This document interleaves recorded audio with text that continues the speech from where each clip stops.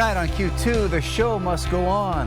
What doesn't he do, I think, is the bigger question. We'll show you how local choir students are rallying behind their teacher as he looks to beat cancer a second time. Plus, justice for Kesara. It's been 6 years of fighting for justice, and we haven't been able to really get anywhere. One Montana family left heartbroken for 6 years, now renewing their calls for action in the death of their loved one. And training day. Help! Help me! Rocky Vista University students receive real-life experience out in the Montana wilderness. The MTN 10 o'clock news starts right now. From Montana's news leader, this is the MTN 10 o'clock news. Good evening and thanks for joining us on this Thursday night. I'm Russ Riesinger. The Lockwood community is rallying behind one of their own after a longtime music teacher, Quentin Staten, discovered he once again has cancer. It's been a trying test for Mr. Staten and his students, keeping him out of the classroom for months. But as our Charlie Kleps reports tonight, his students are doing everything they can to make him proud, one song at a time. To you and me, it looks like your ordinary high school choir room. Students singing from sheet music, preparing for end-of-the-year concerts. But for the students here at Lockwood, something is off. It's definitely hard not having him there. And it has been for quite some time. Just like the whole class, I think everybody did feel it. Ever since receiving the news that their beloved teacher, Q Staten, had been re-diagnosed with head, neck, and throat cancer nearly 2 months ago. He got a call, and he was in tears. The whole energy in the classroom shifted, and we could tell something was wrong. For the second time in 3 years, Mr. Staten was uprooted from the program he served for 17 years. Yeah, I miss the classroom. I miss being in there. An adjustment that isn't easy. It's a place where a lot of students can be successful when they might not be successful in other areas. And his battle this time around hasn't been easier either. He's currently doing routine chemo and radiation in hopes of making a mass about the size of an egg located essentially on the roof of his mouth operable. But despite the heartbreak and frightening future, he remains hopeful. The show must go on. Stay positive, keep thinking. An emotional message his students have received well. I try to focus on the work and everything we've done here. I feel like all of us are really just pushing to make him proud. Their hard work was on full display recently, when Mr. Staten attended their final concert, even hopping on stage to direct a piece. It was a nice feeling having him come see us because we did do a good performance. An emotional moment that Staten promises is just a taste of what's to come, vowing to return for next school year. I'm planning on being back to day one, dang it. In Lockwood, Charlie Kleps, MTN News. A budget measure that President Donald Trump calls the big, beautiful bill has advanced to the Senate. The act, which Trump says is the most significant legislation in the history of our country, narrowly passed the House overnight by a vote of 215 to 214. The bill makes permanent Trump's 2017 tax cuts, which were set to expire next year. It also cuts taxes on tips and overtime while increasing spending on the military and border security. To pay for all of that, it also cuts spending on food stamps and slashes nearly $700 billion from federal funding for Medicaid, something that could lead to nearly 8 million people losing their health coverage.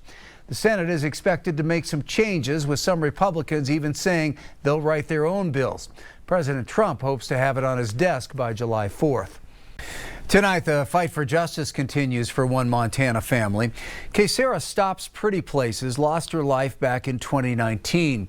But 6 years later, loved ones and advocates feel her case is being forgotten. But now there is renewed hope after a man has been arrested for assault against 2 other girls who families say were with Kesara the night she went missing. As that case hangs in the balance, our Hannah Pettiferi has more on the family's never-ending hope for closure. Loving, loyal, and fearless. Those are the words Kesara's grandmother, Yolanda Frazier, uses to describe her. I really miss listening to her, having her around.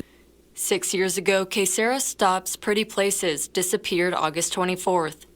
5 days later, the family's worst fears became reality. Her body was found. My granddaughter didn't live. She didn't make it out of that situation alive.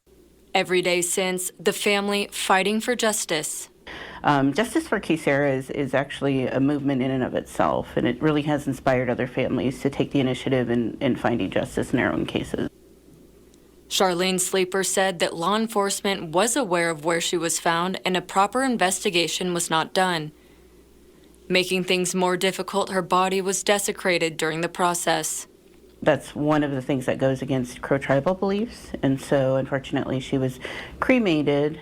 Because of that, the family will not know the significance of her injuries and will never get the closure of what truly happened. He was saying that the body was too badly decomposed in order for them to get any kind of insight into that. Her death ultimately ruled as suspicious, with the cause of death marked undetermined. I feel that she was murdered, and there's really mysterious circumstances surrounding the whole case. Sleeper believes this case was not properly handled, and that's the reason behind continuing to fight for justice. The amount of corruption in Bighorn County is really the biggest indicator that we have in terms of how just wrong this case has played out over the past 6 years. Family, friends, and supporters have even sent letters to the government demanding more to be done. For MTN News, Hannah Pettiferry.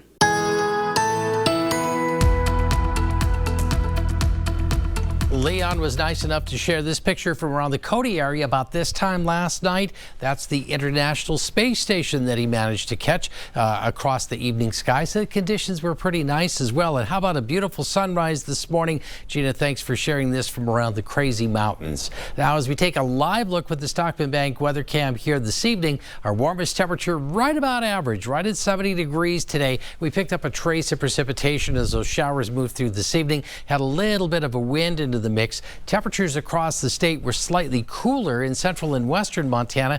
50s and 60s where the cold front started to move in, but we hit some 70s from Billings off towards the east. Your forecast details just a few minutes from now.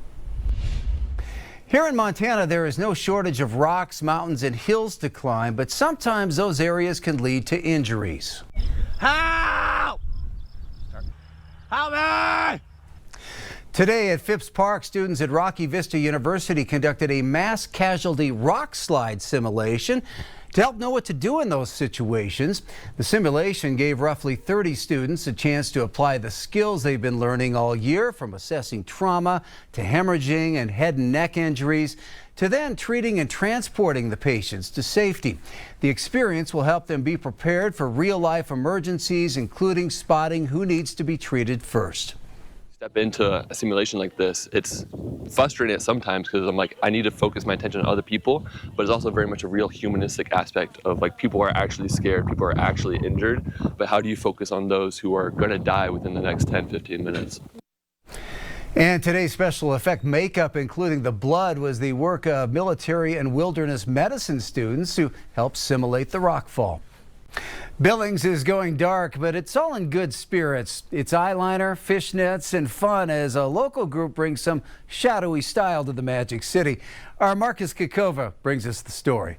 Some might suggest that goth is deader than dead.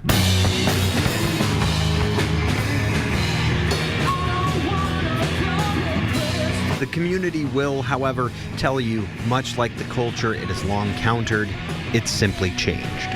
Just ask Madison Love Tomei, one of the organizers of Billings' first Goth Day. What is home? The American dream is not what it once was. I feel like now the American dream is like a mixed alt girl with chunky boots and blue hair. Risen from the roots of punk, goth is a romantic scene, a devotion to aesthetics, to outsider art, to feeling deeply, dressing loudly. It shares a certain spirit with another form of self-expression that's found a foothold in Billings. It's not quite Renaissance, but we figured it'd be, they asked and we said sure. People that really get into goth they really do the makeup, they really do the outfits. People that really get into Renfest really do the outfits, and there's some crossover there. But underneath the layers of lace and leather, for many, goth is more than a costume.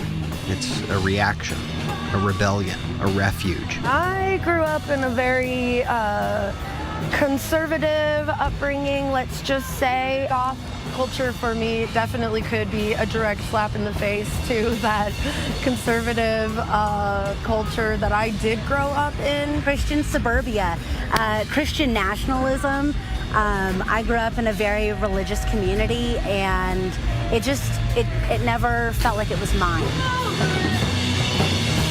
Though many who feel ousted by their mainstream have found a community and going against the grain, the modern goth is a reminder that what survives doesn't stay the same.